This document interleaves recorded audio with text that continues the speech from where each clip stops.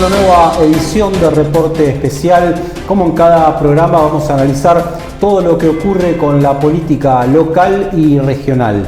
En esta oportunidad vamos a estar dialogando con el concejal por la UCR, Juan Pablo Itois. Bienvenido a Reporte Especial, ¿cómo le va? ¿Qué tal? Gracias por la invitación, Franco. Muy bien. Muchas gracias por estar acá en un momento de la política nacional complicado, sobre todo porque no hay señales de unidad, de diálogo, de consenso, ¿no? Vemos fuertes internas, no solo en el gobierno, sino también en la oposición. Sí, es cierto, y eso se agudiza aún más porque el contexto social, económico del país es cada vez peor y agrava la situación porque no solo no permite generar expectativas de una luz al final del túnel de esta crisis económica, inflacionaria que parece interminable, que incluso es recesiva también, sino que pareciera estar echando mayor leña al fuego.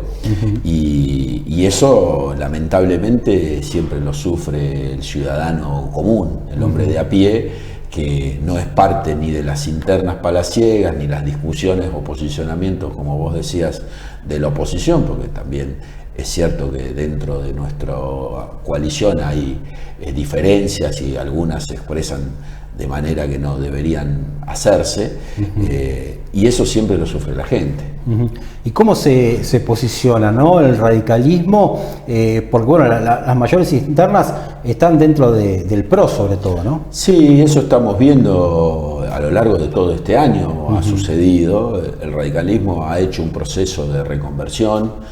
Yo creo que nosotros hemos hecho una mejor autocrítica que el PRO respecto de lo que fue el periodo de la presidencia de Mauricio Macri, también por el rol que le tocó jugar al radicalismo en ese momento, que no tomó decisiones, sino que fue más un acompañante y parte de una buena práctica legislativa, por cómo se había compuesto los bloques en el Senado y en la Cámara de Diputados de la Nación, y lo mismo replicado en la provincia de Buenos Aires, que en la toma de decisiones del Ejecutivo. Nosotros hicimos esa revisión, hicimos esa autocrítica, el partido también generó el recambio de dirigentes necesarios para afrontar un nuevo periodo, un nuevo desafío, y eso nos ha fortalecido.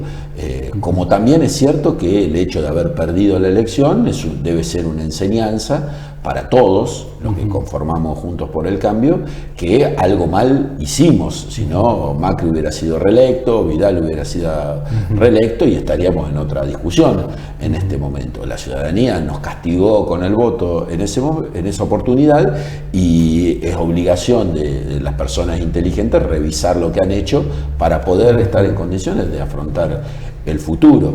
Y en ese sentido creo que el radicalismo, a partir de lo que fue la renovación de autoridades de la provincia de Buenos Aires hace casi 2 años, la elección de Maximiliano Abad, la aparición de Facundo Manes, la renovación también que se dio de dirigentes generacionales nuevos en el interior, principalmente en Córdoba, en San Luis, en Santa Fe, en La Pampa, más allá de los nombres personales, en Neuquén, nos ha dado un nuevo vigor, que eso, digamos, recostado sobre la tradición del radicalismo, sobre nuestra estructura nacional, nos pone hoy, creo, en mejores condiciones que nuestros socios, que claramente están todos los días tirándose algo por la cabeza en la tapa del diario.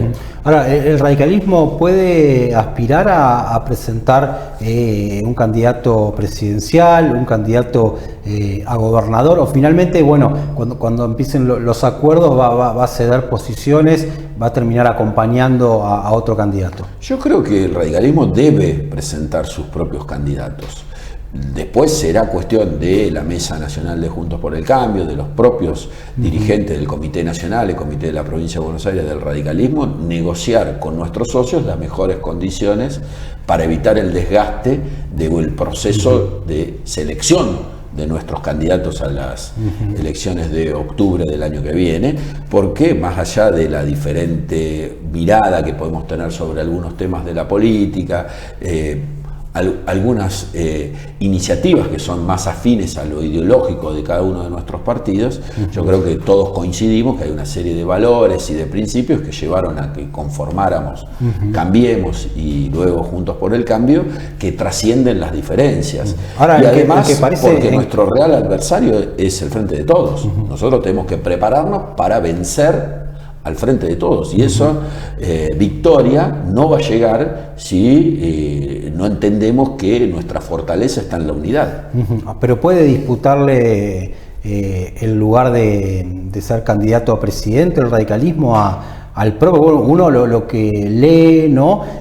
Falta mucho también, es cierto, pero parecería que quien corre con mayores chances es el jefe de gobierno porteño, ¿no? Horacio Rodríguez Larreta. Sí, hay una visión centrista de la política sobre la caja de resonancia de lo que pasa en la ciudad de Buenos Aires y en la provincia de Buenos Aires, donde claramente el PRO en estos distritos tiene dirigentes mejor posicionados mediáticamente, te diría, que la Unión Cívica Radical. En un país que dista mucho de ser federal, ¿no? Por supuesto, donde hay, exactamente, nosotros tenemos una concepción federal pero una mirada unitaria, y esa caja de resonancia que son los medios nacionales reflejan más la disputa de posicionamiento interno, como vos decías, del PRO entre Larreta, que desde mi punto de vista creo que es el que mejor condición reúne dentro del PRO, pero bueno, el problema del PRO con los demás que están ahí a la expectativa de ver qué pasa, y eso, como la polémica siempre genera ventas y genera rating, vende mucho más que el consenso. ¿Y cómo lo ve a Manes? Yo lo veo bien, está haciendo su trabajo, ha tenido altibajos, como tienen todos, cuando no corren con la experiencia del tránsito interno de los partidos políticos, mucho más en un partido como el radicalismo, la Unión Cívica Radical. El radicalismo es un partido rocoso en ese sentido, que si vos no tenés una tradición dirigencial, de líneas o te diría hasta de tradición familiar, es muy difícil insertarse no con el militante o con el simpatizante o el afiliado radical, porque en ese mano a mano, en ese vínculo, Manes tiene la empatía y tiene la habilidad suficiente como para llegar al radical, sino a nivel dirigencial. Eso le ha costado, le cuesta, muchas veces la sobreexposición genera desencuentros, pero yo creo que está transitando bien esta etapa, este proceso de posicionamiento. Si eso lo termina coronando con su confirmación de precandidatura y logrando que el radicalismo se unifique atrás de su figura, será un éxito ya por el proceso, teniendo en cuenta que es una persona que, más allá de que lo ha manifestado durante toda su vida, su vinculación al radicalismo, recién saltó a la arena política hace un año y medio. ¿Quién decide la candidatura, por ejemplo, de Manes? ¿Lo deciden las encuestas? ¿Lo decide el partido? Bueno, nosotros siempre hemos tenido una tradición que somete las decisiones a la voluntad del electorado radical, y por eso en algunas ocasiones nos acusan de internistas o de pasarnos de vuelta con las internas, pero también es cierto que es la mejor manera de dirimir los liderazgos o definir las candidaturas, que se expresen los radicales, que voten los afiliados, que debería ser lo normal en todos los partidos políticos. Lamentablemente eso no sucede en el arco de partidos de nuestro país. Solo es el radicalismo el que tiene un real ejercicio democrático y de su política interna. En este caso, donde hay dos figuras que están posicionándose, porque además de Facundo Manes está Gerardo Morales, el presidente del partido, yo creo que primero debería haber una reunión de la mesa del Comité Nacional. La Convención Nacional de nuestro partido debe todavía ratificar la línea de política de la coalición. Nosotros somos orgánicos en ese sentido, respetamos nuestra Carta Magna, y me parece que en el caso de haber acuerdos y consensos que lleven a uno o a otro, debería evitarse una disputa interna. Si no, siempre las elecciones son buenas para dirimir esas diferencias. ¿Cómo ve la estrategia, ¿no?, de Cristina, ¿no?, de despegarse cada vez más del gobierno nacional, de Alberto, ¿no? Cada medida que toma el presidente a las pocas horas es cuestionada o por Cristina, o por Máximo, o por alguien del ala dura, ¿no? Del kirchnerismo. Sí, es una táctica, te diría, que el peronismo ha utilizado a lo largo de toda su historia, cuando ha tenido diferencias dentro del ejercicio del poder, porque eso no les pasa cuando son oposición. Cuando son oposición se abroquelan atrás de un líder, que puede ser un líder parlamentario, o un gobernador, o un potencial candidato a presidente en una instancia siguiente, y unifican criterios y son monolíticos en ese sentido. Pero cuando gobiernan y les va mal, como en esta oportunidad, las grietas y las diferencias se notan mucho. Así que no me sorprende. Lo que sí me sorprende es la virulencia de algunas respuestas, de algunas definiciones respecto de la figura del presidente, que aunque Alberto Fernández ha hecho mucho para ponerse en ese lugar de desvalorización social, el respeto por la investidura presidencial, por la figura de lo que representa en un sistema republicano y presidencialista como el nuestro, causan estupor en algunos casos. Pero tampoco hay que ser ingenuos y creer que vivimos en un mundo de fantasía. La real dueña de los votos del Frente de Todos es Cristina Fernández de Kirchner. Entonces, que ella haya optado por no ser la cabeza de la fórmula en una cuestión estratégica para evitar una nueva derrota, fue una jugada que le sirvió hace unos años atrás, en el 2019, cuando impulsó a Alberto Fernández. Pero esas diferencias nunca estuvieron saldadas. Y creo que en una mala gestión como es la que están teniendo, especialmente en lo económico, por la crisis que estamos viviendo, esas diferencias se exponen y son explícitas.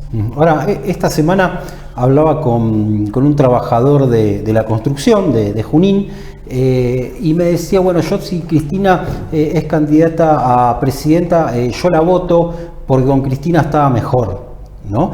De alguna manera esta disociación, ¿no? de Cristina del gobierno que ella misma integra, ¿no? Como vicepresidenta, cala, ¿no? En algunos sectores populares, en un sector que todavía digamos mantiene, ¿no? un núcleo de votantes que ha logrado mantener, ¿no? Porque al mismo tiempo para mucha gente la última, digamos, la última oportunidad de cierta prosperidad fue con Cristina, ¿no? Mal que le pese a Juntos, ¿no? Porque con Macri fue una gran decepción también, ¿no? Sí, sí, es cierto. Yo lo asocio más al gobierno de Néstor Kirchner que a los dos gobiernos de Cristina Fernández. Néstor heredó... Comenzó un declive, ¿no? Con Cristina. Yo creo que sí. Néstor heredó una situación prácticamente resuelta de la salida de la crisis del 2001-2002 por el trabajo sucio que hicieron Duhalde y sus ministros, principalmente Remel Lenikov. No, hay matices, está claro, no es lo mismo el gobierno de Néstor que el de Cristina, pero se lo pregunto por el tema de ¿Juntos se hace cargo de esto? De que para mucha gente Cristina todavía significa cierta prosperidad. Yo creo que debería hacerlo. Me parece que no considerar esta posibilidad que vos referís es no tener el panorama completo de la política argentina.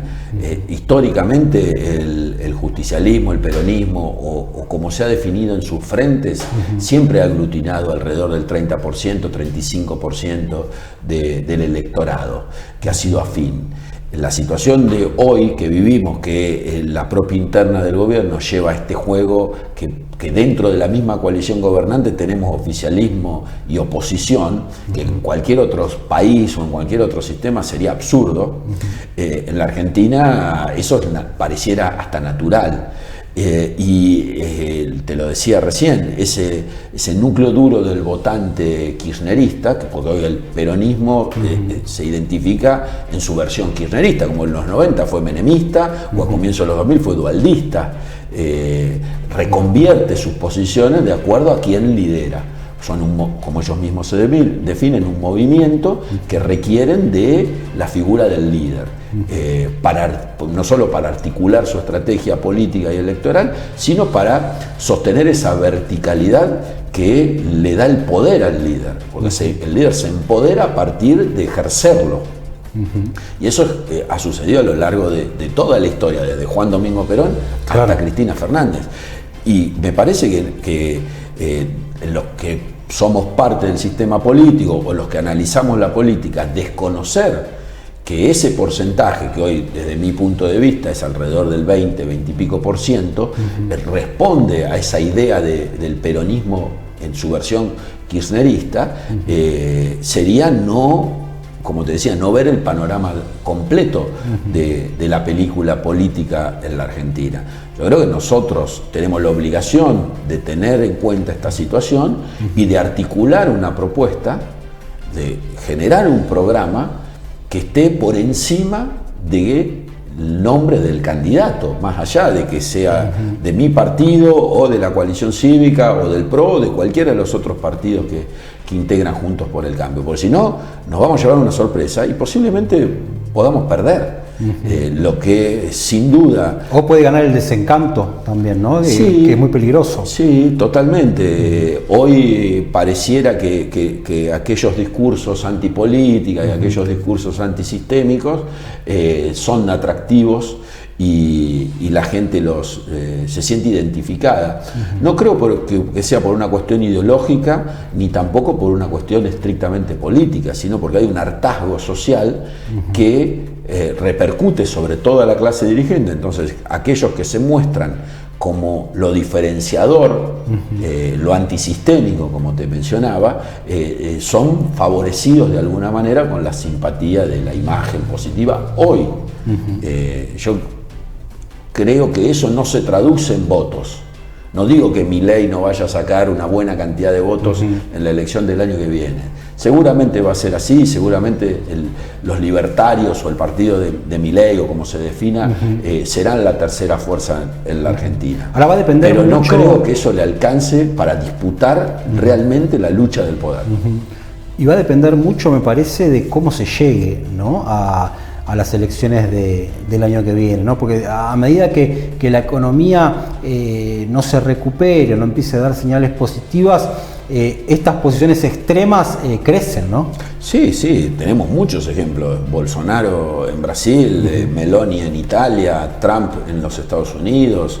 Hay muchos ejemplos de cómo estas figuras carismáticas, populistas, antisistémicas, tanto por izquierda como por derecha, se posicionan dentro del arco político y en algunos casos lo hacen con éxito. Trump, que no logró tener, ¿no?, el resultado que esperaba, ¿no?, en Estados Unidos. No, es cierto. La primaria en Estados Unidos, digamos que dejó más favorecido al Partido Demócrata que a los republicanos. A pesar de haber perdido, ¿no? A pesar de haber perdido, porque los demócratas hoy tienen una debilidad, que es un presidente viejo, que es Biden, que está transitando la mitad de su mandato y te diría con muy pocas posibilidades de ser reelecto.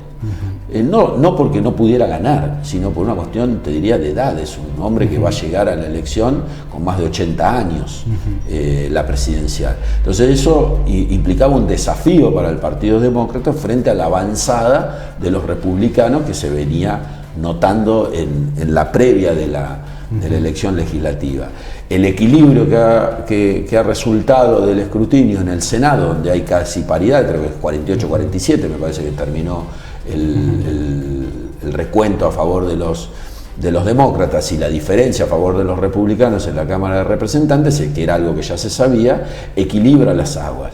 Pero también se ha dado que surgieron nuevos liderazgos, tanto en el Partido Republicano, que empiezan a disputarle ese lugar de la centralidad política a Trump, como dentro de el Partido Demócrata. De hecho, el estado de Massachusetts eligió por primera vez como gobernadora a una mujer del Partido Demócrata, ahora no recuerdo el nombre, que es declaradamente gay, en un estado tradicional. Mayflower llegó a las costas del este de los Estados Unidos. Massachusetts es uno de los estados emblemáticos de la construcción de lo que fueron las colonias. Así que los movimientos antisistémicos representan el hartazgo de la sociedad, representan en muchos casos la bronca del ciudadano común frente a los déficits de la democracia y a los déficits de los gobernantes.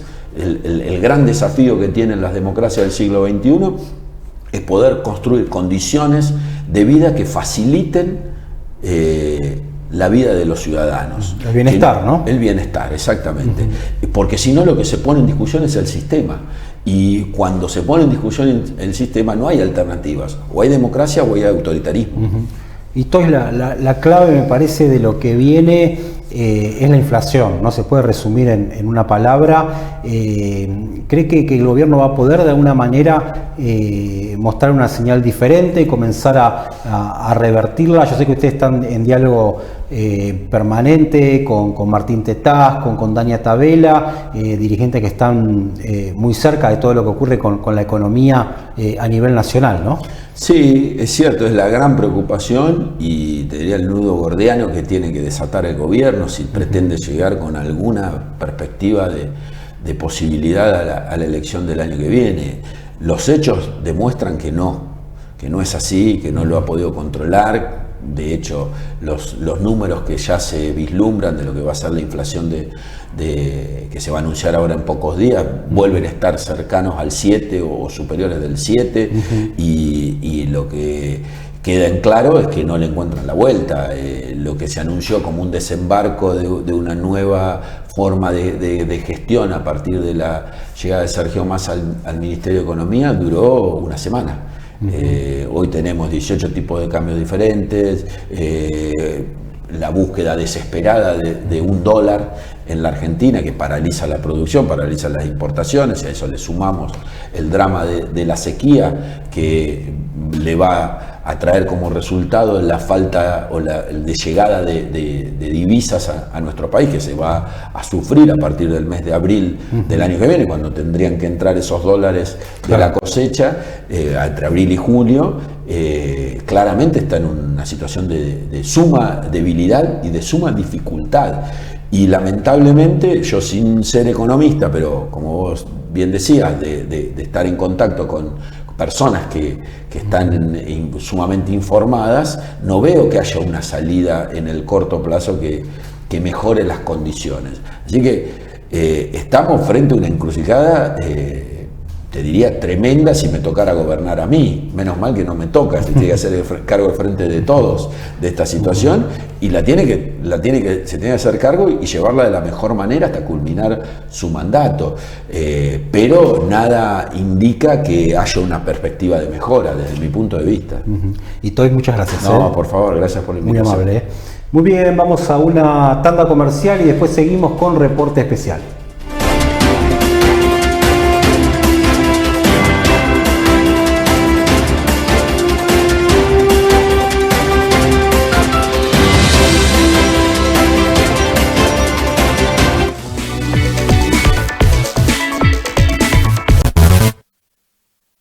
Lo único que no se recorta es el cartonazo. Ahora el pozo es de 26.000 pesos. Ya se repartieron más de 4,5 millones de pesos entre más de 215 lectores. Busca tu cartonazo los sábados y domingos con el diario Democracia y ganá.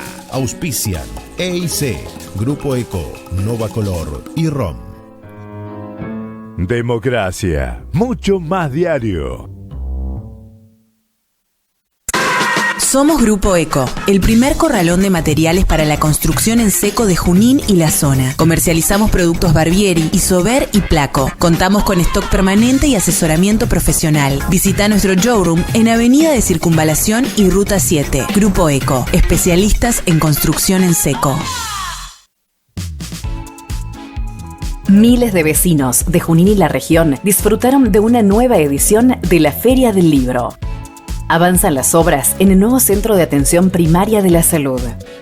Realizamos una caminata de sensibilización por el Día Mundial del Bastón Blanco. Disfrutamos de una nueva peña junto a los adultos mayores, con baile, música en vivo y gimnasia.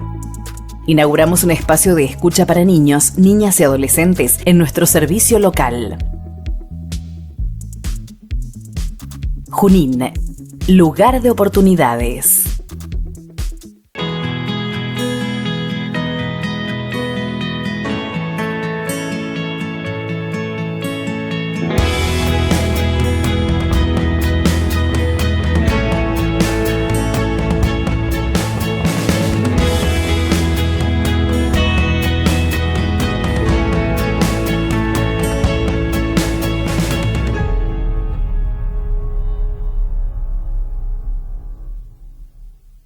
Este año cumplimos 200 años. Es verdad. Tenemos que hacer algo grande. Inmenso. Enorme. Una torta. Anota. En Banco Provincia vamos a producir una mega torta con miles de porciones y una es para vos.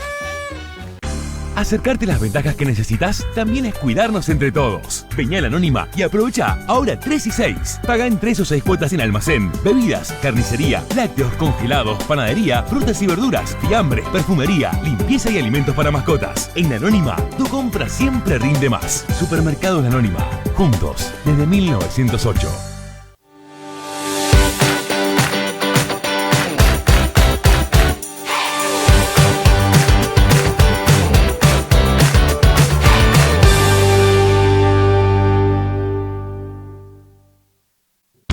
Gánate la camiseta de Argentina, comprá el diario Democracia el sábado 12 de noviembre, completa el cupón, depositalo en la urna ubicada en Rivadavia 436. Ahí mismo, el lunes 14 a las 19, se realizará el sorteo. No es necesario estar presente. El nombre del ganador saldrá publicado en la edición del martes 15 de noviembre. Ganate la camiseta de Argentina con Democracia. Si tu oficina querés equipar, en cityclick.com.ar, abrochadoras, almohadillas, también rollos de papel, resmas, toners, mouse y teclados, yerba, azúcar y café, en cityclick.com.ar.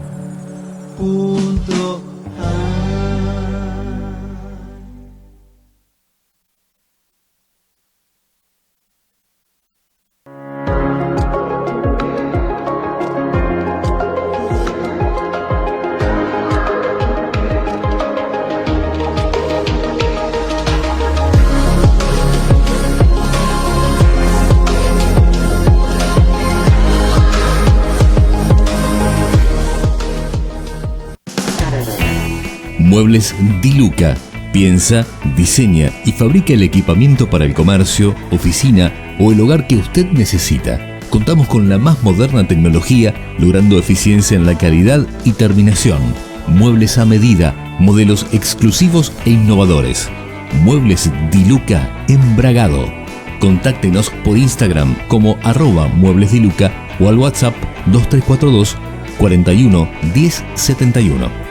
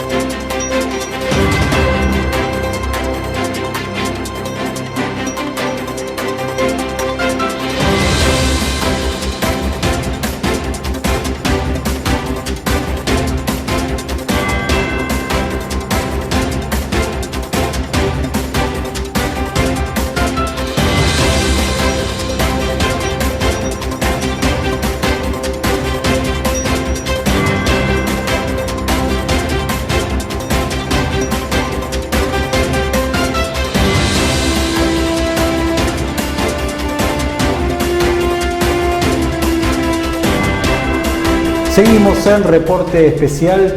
Estamos con Rodrigo Esponda, nuevo vicepresidente provincial de la coalición cívica, además de concejal de Juntos en Junín. Esponda, bienvenido a Reporte Especial. ¿Cómo le va? Muy bien, muchas gracias, Franco, por la invitación. Bueno, ¿qué expectativas tiene, ¿no?, con esta nueva designación, ¿no?, en el partido, ya en el ámbito bonaerense? En principio, un gran orgullo poder acompañar a Maricela Chicón, que me hayan ofrecido la posibilidad de continuar en la mesa y encima siendo vicepresidente. Para mí es un gran orgullo y una gran responsabilidad. La expectativa es tratar de fortalecer la coalición cívica en cada uno de los distritos que estamos presentes, estar más presentes en los distritos que todavía no hemos logrado establecernos, ser una voz cada vez más representativa, pero con la intención también de fortalecer a Juntos, ¿no? Nosotros entendemos que nuestro frente necesita partidos cada vez más consolidados y con mayor presencia para que el frente se consolide y tenga cada vez más fuerza, con lo cual creo que ese es el desafío en los próximos meses. ¿Cómo está Carrió? ¿Tiene diálogo con Carrió? Sí, Carrió está muy bien de salud, está muy activa, muy participativa, con muchas ganas de aportar a Juntos, con muchas ganas de aportar a ideas y a proyectos, tratando de correr un poco el nombre de las candidaturas y las cuestiones individuales y personales de lado, pensando en los proyectos, en las ideas que son en definitiva lo que hay que proponerle a la gente, pensando en el año que viene. El año que viene tenemos elecciones y nosotros tenemos que proponerle no nombres, sino ideas y proyectos, y en esa línea estamos trabajando. Con un perfil más bajo, ¿no, Carrió, que en otras oportunidades, ¿no? Sobre todo mediático, digo. Carrió, en realidad, desde que renunció a su banca, está un poco más retirada de lo que es la vida pública, pero está muy activo en el trabajo diario, muy activo en el diálogo con los dirigentes de Juntos por el Cambio permanentemente, y con esto tratando de aportar las ideas, los proyectos, las voces que tienen que trabajar para generar lo que viene. Hay que ofrecerle a la ciudadanía una idea superadora, un proyecto superador y que realmente genere la esperanza y la expectativa para que se lo elija, con lo cual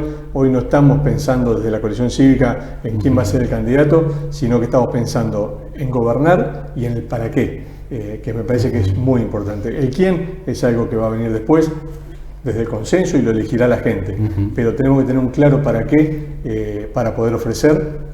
Y eso creo que es el desafío que tenemos por delante desde la coalición cívica, y es lo que nos proponemos. ¿Cree que se entendió después de la reunión que hubo esta semana, que de alguna manera las internas van a bajar un poco los decibeles?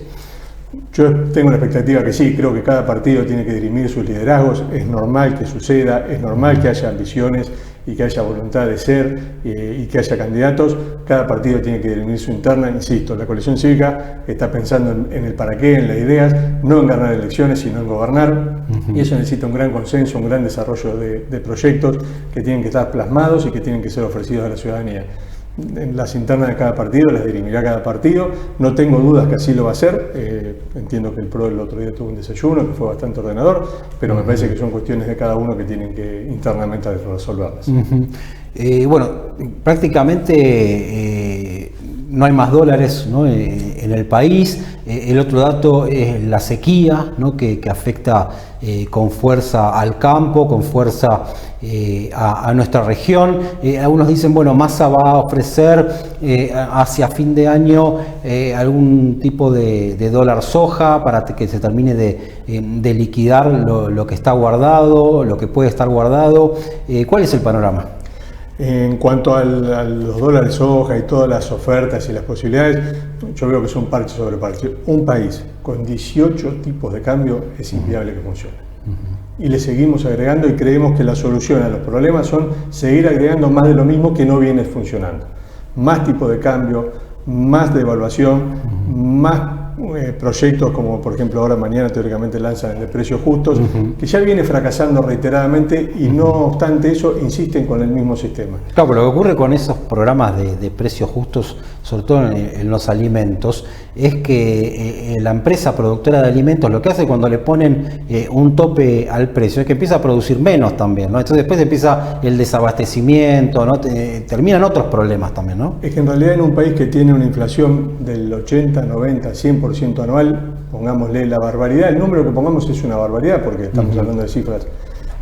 Querer que una empresa pueda hacer costos de un producto y fijarlo por 4 meses cuando tiene por delante 25-30% de inflación, la verdad que es muy difícil, muy complejo. Y uno habla con empresarios y es una realidad que se está dando, que la materia prima cada vez influye menos en el precio final del producto. Con lo cual hay un problema muy serio, porque no hay un proyecto, porque no hay idea, porque no hay un programa de estabilización de la economía. Pasa con la carne vacuna, ¿no? Que el kilo vivo vale menos porque hay mucha oferta. Vale menos que hace, ¿no? 5 meses, Franco. Claro, pero sin embargo en los mostradores sigue subiendo, bueno, o no baja, digamos. Porque hoy en día mantener un negocio abierto tiene un costo enorme. E insisto con este concepto de que la materia prima influye cada vez menos. Cuando vos ves cuánto influye la harina en los productos de panadería, te das cuenta que es ínfimo la incidencia. Con el tema de la carne está pasando. Hace 5 meses la carne en pie valía más que hoy.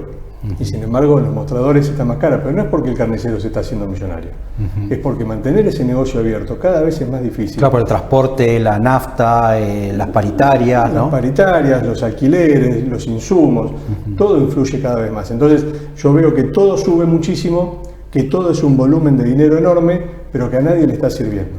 Cuando uno termina vulgarmente pasando la zaranda, lo que queda es muy poco o nada y se termina o perdiendo plata o trabajando prácticamente por nada. ¿Y cómo se llega, ¿no? a la elección del año que viene? Falta muchísimo, ¿no? En un país que es prácticamente día a día, ¿no? Hablar del año que viene parece muy lejano, ¿no? Pero todo va a depender también de qué ocurra con la inflación, ¿no? Yo creo que va a depender de que si el gobierno está dispuesto a tomar las medidas que tiene que tomar o va a seguir metiendo parche sobre parche, estirando para adelante a ver cuánto aguanta. El tema que vos decías que no hay dólares es una realidad y todos los días estamos leyendo una empresa que para la producción porque no tiene insumos.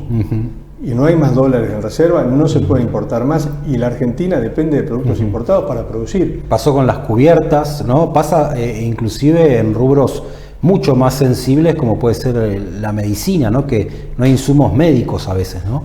No hay insumos médicos. Bueno, los medicamentos es un tema muy delicado. Uno ve los aumentos de los medicamentos y llamativamente cuando se acusa a los empresarios de aumentar los precios y de que tienen ganancias extraordinarias, nunca se habla de los laboratorios. Es un tabú, es algo que no se mete. Y uno ve y habla con los prestadores de servicio médico y ve que el insumo de medicamentos es altísimo y las cuotas que cobran las prepagas tienen muchísima incidencia en medicamentos. Claro. Y pareciera como que los laboratorios no son los que generan inflación en Argentina, o que no son los que tienen una renta. Pero bueno, habría que ver también quiénes financian las campañas políticas y cómo se financian las campañas políticas para también entender un poco qué está pasando por ahí.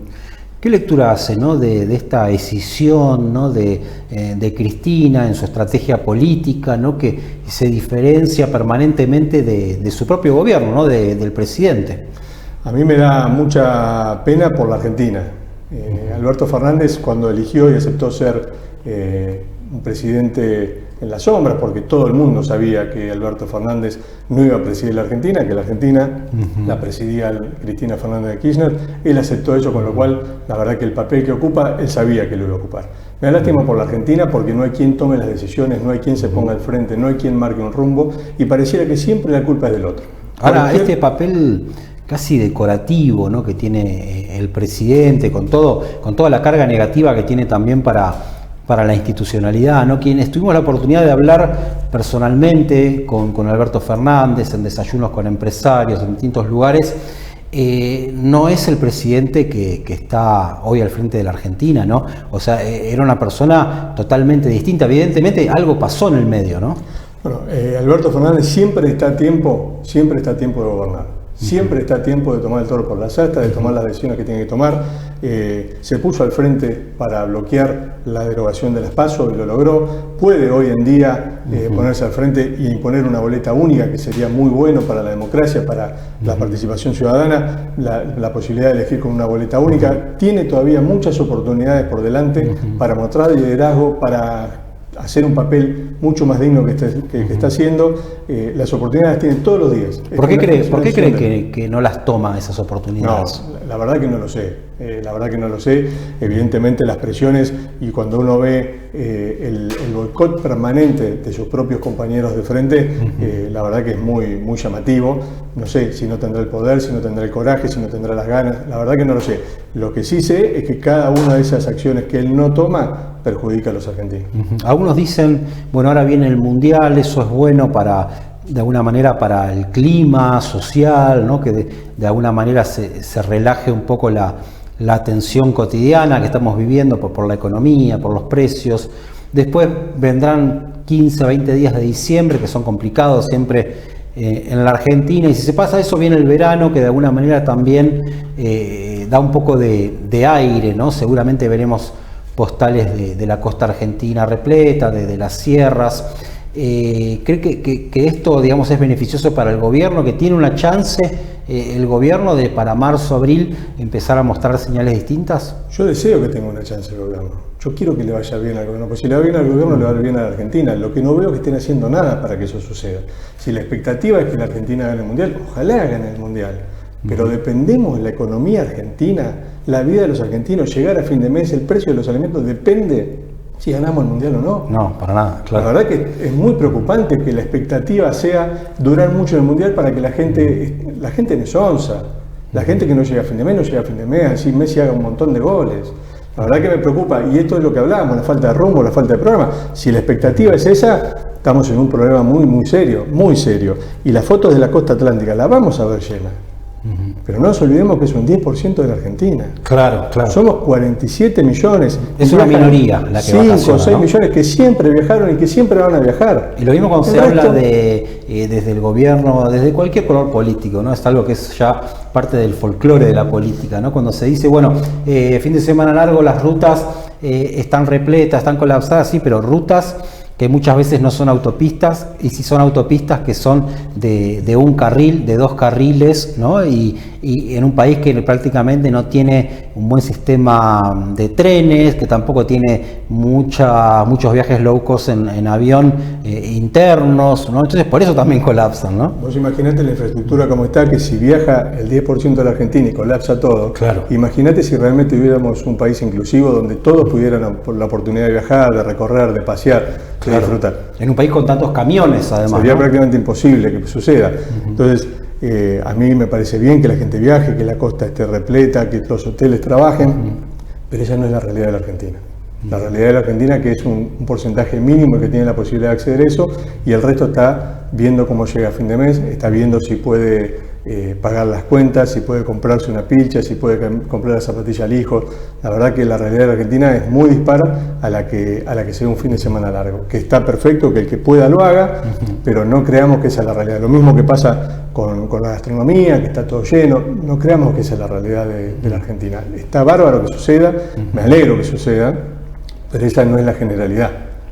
Es una minoría que accede a eso y el resto la está pasando mal. Entonces, si creemos que un país inclusivo es esto, bueno, estamos lejos de la posibilidad de que realmente todos tengan la oportunidad de que sea un país donde estén todos adentro para poder tener la libertad, la dignidad, la libertad Claro. de elegir que te da el trabajo, de tener tus ingresos. También en un país donde es imposible para el trabajador, ¿no? Es imposible ahorrar, proyectar, también a veces es el consumo inmediato, ¿no? De bueno, voy al centro y al menos me como una pizza o voy a un restaurante o a un bar, pero eso también es parte muchas veces de consumos rápidos ante la imposibilidad de lo otro también, ¿no? No, es que las expectativas y la confianza han desaparecido. Antes uno ahorraba para comprarse un terreno, para hacer una remodelación en su casa.